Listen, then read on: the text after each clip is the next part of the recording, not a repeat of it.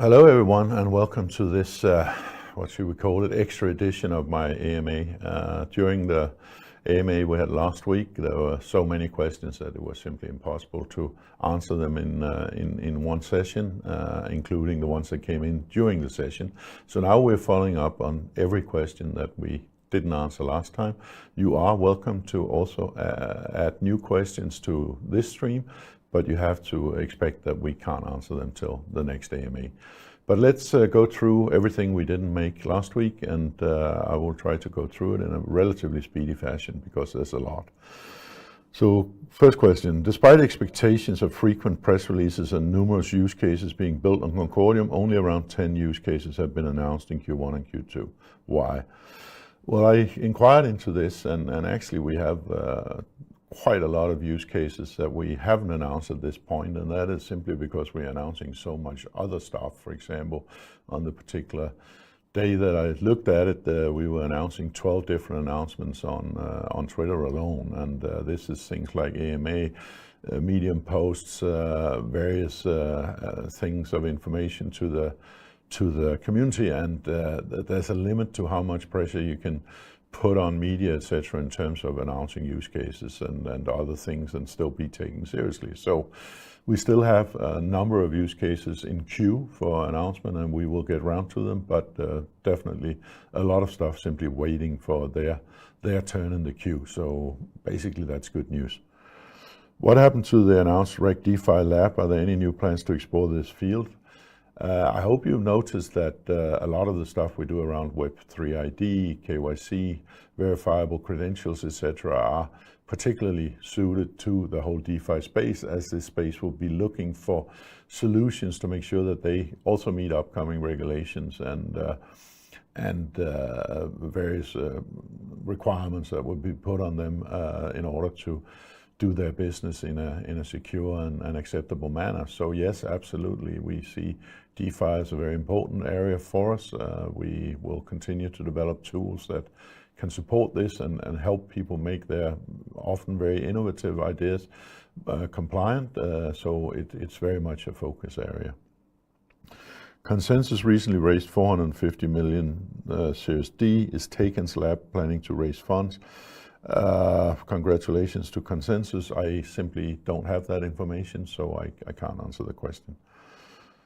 Provenance tax is a great use case. Why use a Wix template? Are you that bootstrapped? Well, again, relevant questions to any use case, including provenance tax, should be directed to the use cases themselves.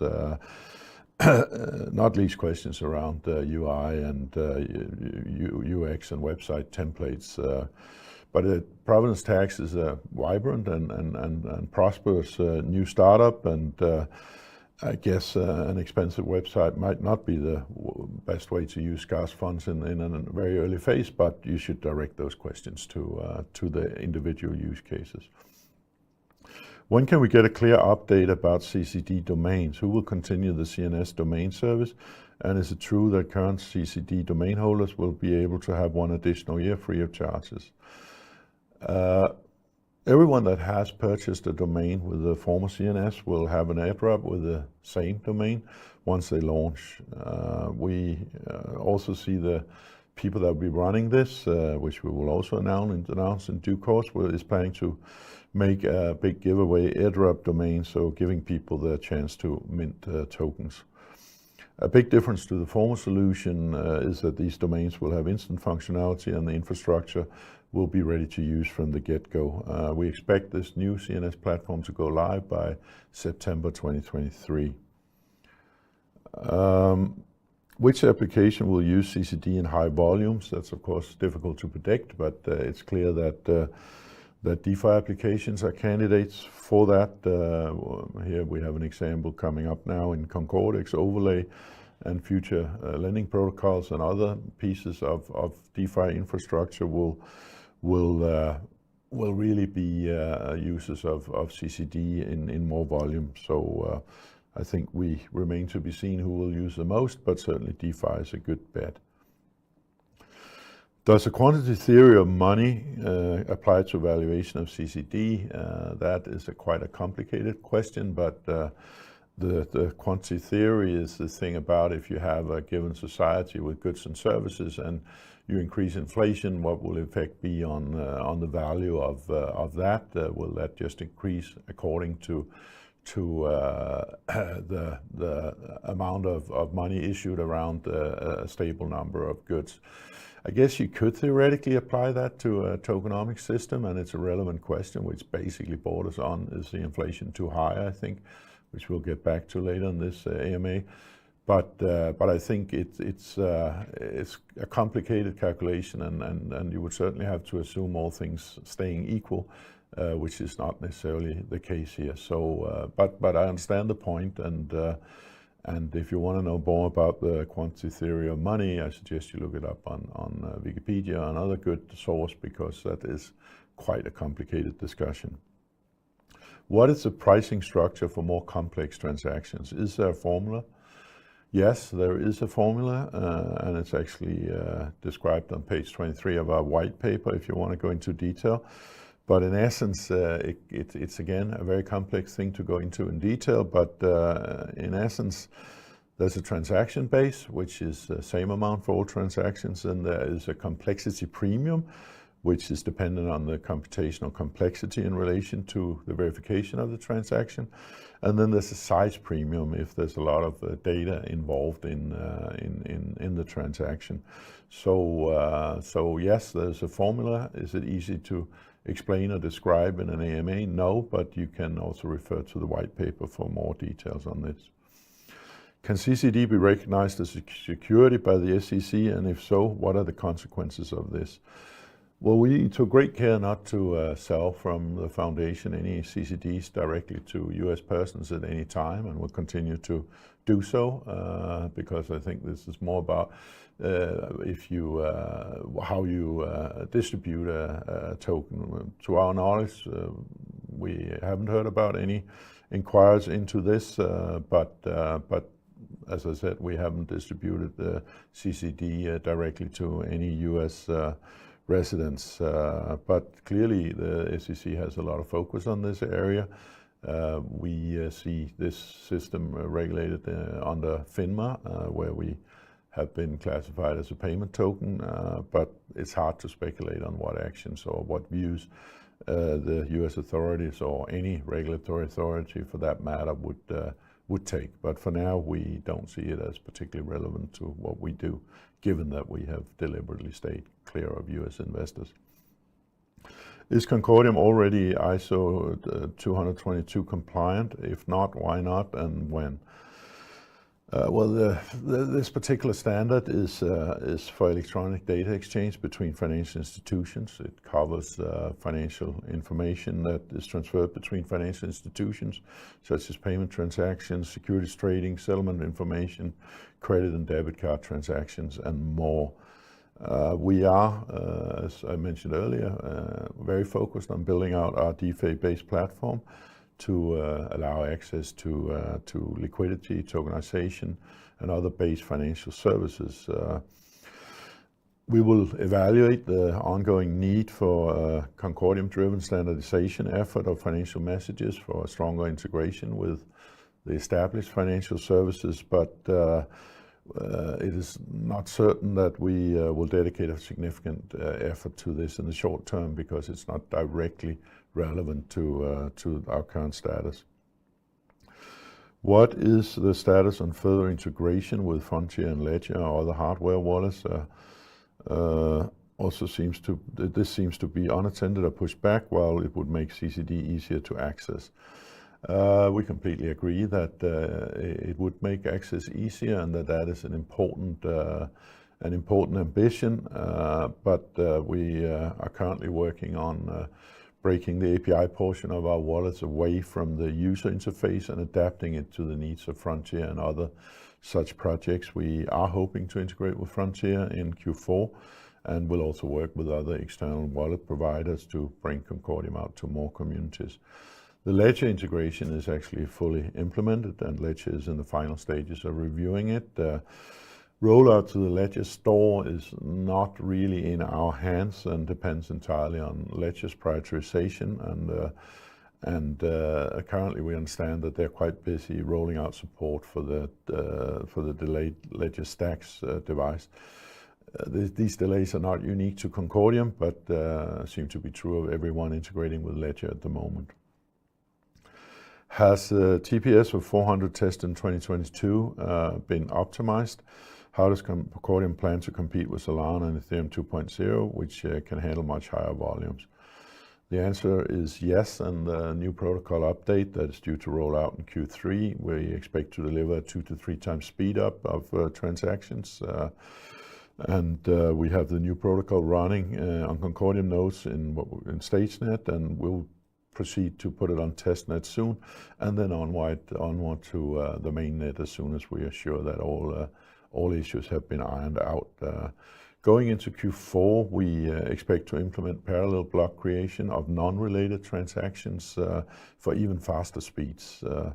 This is similar to some other blockchains that at least claim very high TPS in best case scenarios, but we believe that we are on top of increasing TPS. And what is very important, without going into naming this or that or the other blockchain, is that this needs to be done with maintaining the same degree of security, and is hence not as easy as just increasing TPS, because the easy way to do that is fewer nodes and less security, but that is not an option for Concordium. But we believe, as I said, 2-3 times increase in the current TPS in Q3, and then potentially much higher TPS when we go to parallel block creation of non-related transactions. I answered a question about white label status in the last AMA. Not entirely sure what it was related to, and that could be seen as shards of Concordium where you could run a private network on your own consensus mechanism. But I've had it clarified by the person asking the question, and it's actually around a comment on allowing separating the backend API from the Concordium wallet so that you could build your own wallet on top. And this is in fact also white label solution. So apparently the question related to that, yes, that is work in progress, and will open up for other brands wanting to promote their own identity, look and feel, etc., while leveraging the blockchain and the identity features. So this is work in progress. I have a Concordium wallet who currently has access to my identity data. What is the current process to view my data, and how is this monitored as to not be abused?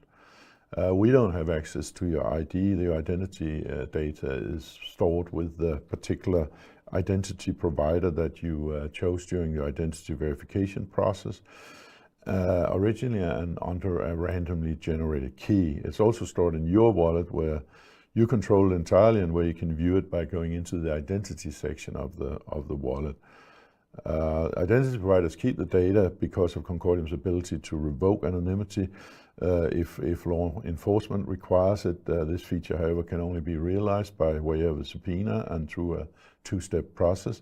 First, anonymity revokers will have to bring their decryption keys together to unlock a transaction on the chain, and revocation reveals the randomly generated key of the account owners in the transaction, as well as the identity provider that did the verification. With that information in hand, law enforcement can ask the identity provider to look up the randomly generated key and reveal the identity object under it. The identity providers that we use are regulated businesses that do KYC for a living and has a financial institution as their clients, so they are under scrutiny to maintain these processes very securely.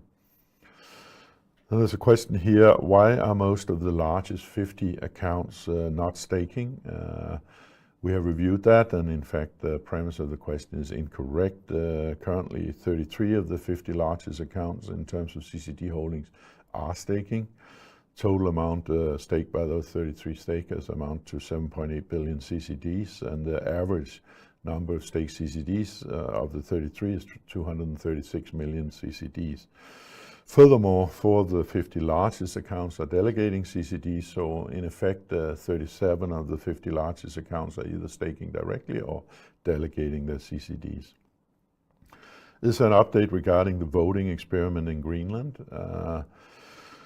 That Greenland voting project has currently been split into 2 distinct work streams. One focuses on the legal aspects and the other one on building voting software that lives up to current standards, but using a blockchain. We are actively engaged in the second work stream with partners from the Alexander Institute and the Cobra Institute on Aarhus University.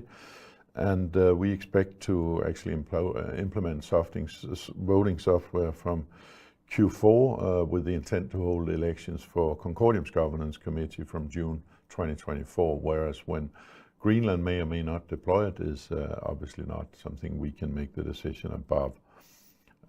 There's another question around this. What is needed before Concordium can be the underlying driver for digital elections?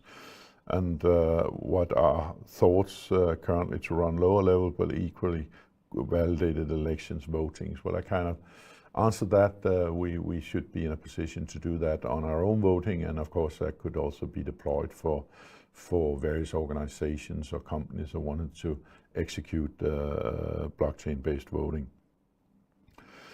Will inflation and tokenomics be a topic that the Foundation Board, currently the same as the Governance Committee, plans to discuss, evaluate, and reconsider?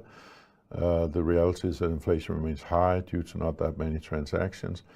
I'd like to stress that the Governance Committee is not the same as the Foundation Board. In fact, I'm chairman of the Foundation Board, but not on the Governance Committee, so that is a different committee and independent of us, albeit at this point appointed by the board. But it has its own mandate to make its decisions, and as you know, the Governance Committee will over time be partially and eventually entirely elected by the users of the Concordium blockchain, so that is a decentralization process that is ongoing and described in detail, actually as recently as in the transparency report. So if you want to read more, you can find it there. And yes, in the governance committee, there are ongoing discussions about minting rates or inflation, and these are ongoing discussions and recommendations. And actually recently an external consultant was asked to provide an analysis of this to add to internal perspectives on the governance committee. So the short answer is yes, it is something that is under consideration by the governance committee. How can people, non-developers, support the Concordium project? I would say in many ways. If you're part of our communities, if you're watching this AMA, feel free to share it, feel free to link to it, feel free to help us get visibility around the many content pieces that come out from Concordium today. We are also not that far away from launching an ambassador program where we will systematize a little bit and reward people that are particularly helpful in making us more visible. So there's a lot of stuff you can do in terms of supporting this, even if you're not building a use case, but are just generally an enthusiast of the project. So please help us get as much visibility as possible. Share, link to us, like posts, and just get the word out there. The requirements to lower inflations may seem to be high, considering the impact of current use cases and the amount of transactions needed to lower inflations. Any changes there? I believe I already answered that. There is obviously a defined path for lower transaction fees and lower inflation going forward. But as I said, this is something that the governance committee evaluates on an ongoing basis, and if any recommendations come from there, then we will let you know about it. Can you tell us more about your world tour? What was shared or teased looked interesting, especially meeting with AVIX Inc. I'm on a continuous world tour at the moment, I would say, so it wasn't a particular period set aside for it, and having been multiple places just in the last couple of weeks and heading to London tomorrow morning, we continue to participate in events, we continue to meet interesting use cases, we continue to speak to people helping up building the infrastructure of Concordium, both internal and external infrastructure pieces. So a lot of ongoing work there. As I mentioned earlier, actually we have a number of use cases in queue, because we are releasing as much content as we think is reasonable if we want people to actually react to this content. So we will also release interesting use cases that come out of that, just as out of any other initiative that's being taken by the many people that help engage more people to the ecosystem and more use cases to take an interest in Concordium and ultimately decide to build their use case on Concordium. So I'm by far not alone in these efforts, but for me it is of course interesting to see various perspectives in a number of different areas, and I will continue on this sort of world tour on a continuous basis, and making sure that I meet as many interesting people as possible. And I will also endeavor to let you know if I'm in a given area, because if you do have an interesting use case that you might want to discuss with me or other members of the team personally, then we often come to many different areas, and hopefully also to yours from time to time. A lot of use cases seem to have links to Concordium. For example, Zone was mentioned as a partner, while Concordium is mentioned on their website as a backer. Did you invest in Zone, or have you given a grant? Of course, we like both for us to talk about the use cases, and you like to hear about them in order to give them the visibility that is of importance to them. And we also like them to promote the fact that they're building on Concordium, and that we are part of what they're trying to build, and ask them to be to do that on a frequent basis when it's suitable for their own strategy. I believe we certainly gave Zone a grant. I'm unsure if there was an investment, but definitely we gave Zone a grant. A lot of things seem only to get an update when asked about repeatedly, in brackets. Why not compile a list of follow-up topics and proactively communicate towards all ecosystem stakeholders? Well, we have to also be careful that we don't do information overkill here. You are, as I said, very welcome to ask me questions. I will, unless at this time I do an extra AMA, aim to get back to you approximately once monthly. We have other people that will be doing AMAs that will answer your questions. I believe that the number of topics and areas that we're pursuing, if we needed to update on all of those on a continuous basis, I simply think it would be information overflow. So what we do is we select what we think are the most important, the most current and the most interesting pieces of news, and there's a lot to take from.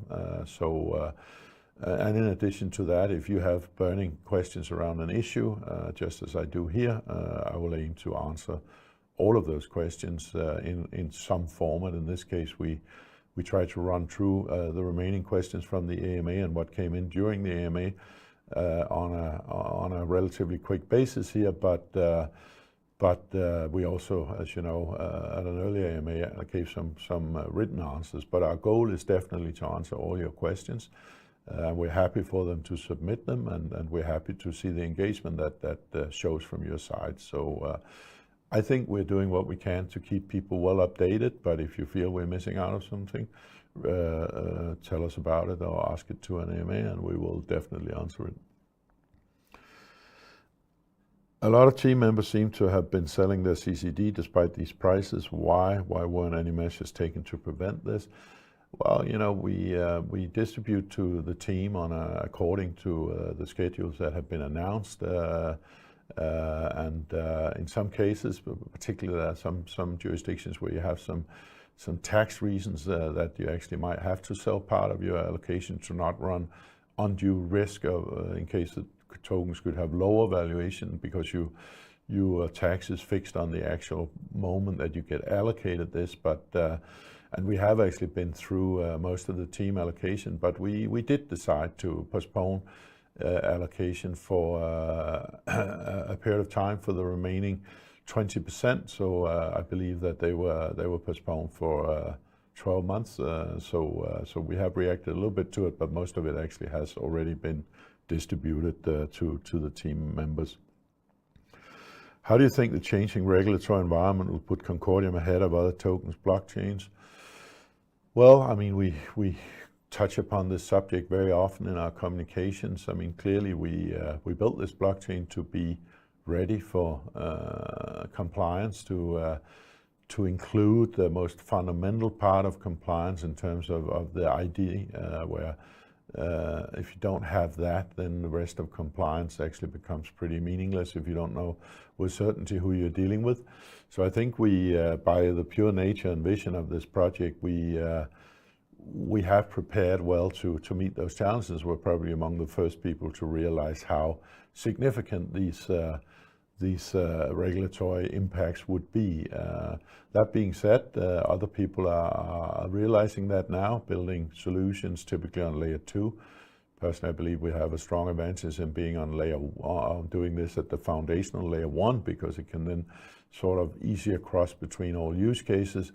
And in the context of our Web3 ID, we are also adding KYC containers, verifiable credentials, etc., to make sure that we provide as complete a toolbox for people that actually are interested in meeting these new regulatory requirements. And I should also mention the AI governance modules that we are developing together with 2021 AI, which will actually allow you to put a whole rule set or even a whole legislation into a governance module and have AI check the compliance to this. So I think we're doing a lot more in this space than most people, and it has been part of our focus and our vision all the time. So I think we're staying well on top of this particular area.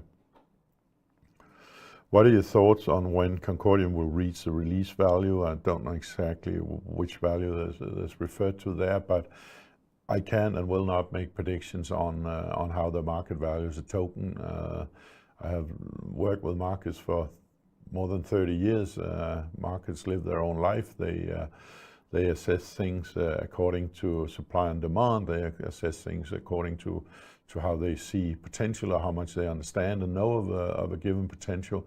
I think it's about creating awareness about what we're doing and then let the market decide what value they think that should have. And I'm, for one, not going to start predicting when and if the market will react to more knowledge to this. Can have my own views on them. I'm solidly invested in CCD myself, but at the end of the day, the market is the market, and you got to respect the market's timing and the market's valuations. How far is CCD from being the solution for currently non-user-friendly KYC and ODD? I think I touched a little bit about that. We continuously expand our suite of these projects, and we'll make a good leap here with the release of Web3 ID.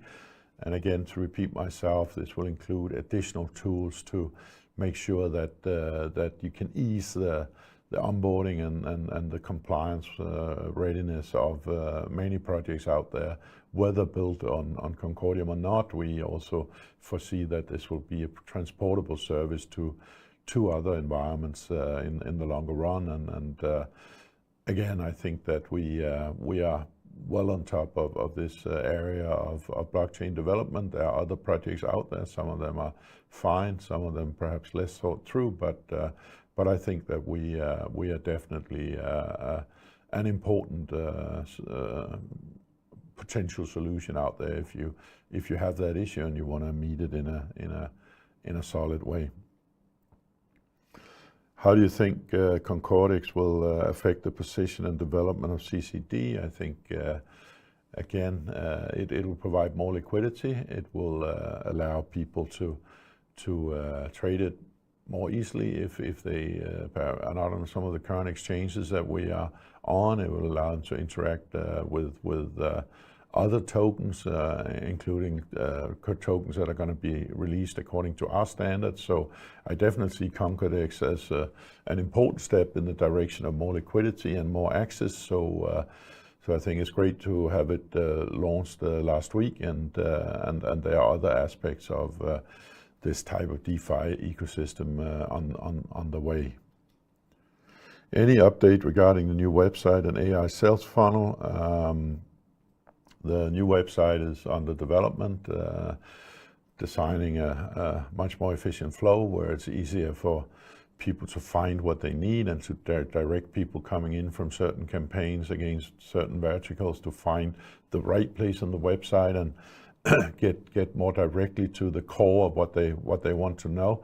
So a lot of work going into that at the moment. It will be released when we feel that it is at the level that we want it to be. And on the same note, we are also working on a number of AI-related improvement and automation tools, which will play a role on the website, will potentially play a role in some of our communities for bot control, and will also play a role in how we deal with an increasing number of inquiries around use cases and projects that want to build on Concordium. We still want to be sure that we have access to solid manual resources and support and help with integration, but we also do believe that some of these questions might be solidly answered by an adequately educated AI and maybe even deeper than the average person dealing with this could do, because if you imagine we feed all of the cryptographic white papers, etc., into an AI and all the information we have across the board on Concordium, well, it will certainly be able to answer certain cryptographic questions a lot quicker and probably a lot better than I would be able to myself. So I think clearly it's a goal to make the service as good as possible, and if that can actually be done better by using automated AI-based tools, then that's certainly part of the solution and something that we are continuously looking into. The corporations that are building on Concordium, are those listed in the Fortune 100, 200 or 500? That is a question that I actually don't know. We have some substantial corporates, but not necessarily US based, as I think many of these are. Substantial corporates, we will release them as we go along. We have released some of them, including EnergyNet, the Danish energy grid company. So whether they're exactly at this point or that point in a given ranking, I don't know, to be honest, and I don't think it's that important. The important thing is that they really are committed to using blockchain, committed to using Concordium, and have interesting projects that are worthwhile for us to help them build and support. And with that, I do believe that I have reached the conclusion of the questions here. I tried to do it relatively quickly to secure against this being too long, but thank you if you stuck around to the end. I will be back with another AMA in about 3 weeks, I guess. If you have any questions you want to submit, as I said during this, feel free to do so, but they will not be answered now. They will be answered on my next AMA. But as I said, our goal and ambition is to answer all of your questions. So please feel free to keep submitting them, and we appreciate your engagement and interest. And as I said along the way, please help other people get answers to interesting questions by sharing this, by linking to this, by making other people aware that there is this opportunity to get your questions answered, and there actually are already here a whole bunch of good quality questions, and thank you for that. A bunch of questions already answered. So with that, I say thank you very much again for your engagement and support, and I will see you in the next AMA in about 3 weeks, if not before, who knows. Thank you very much.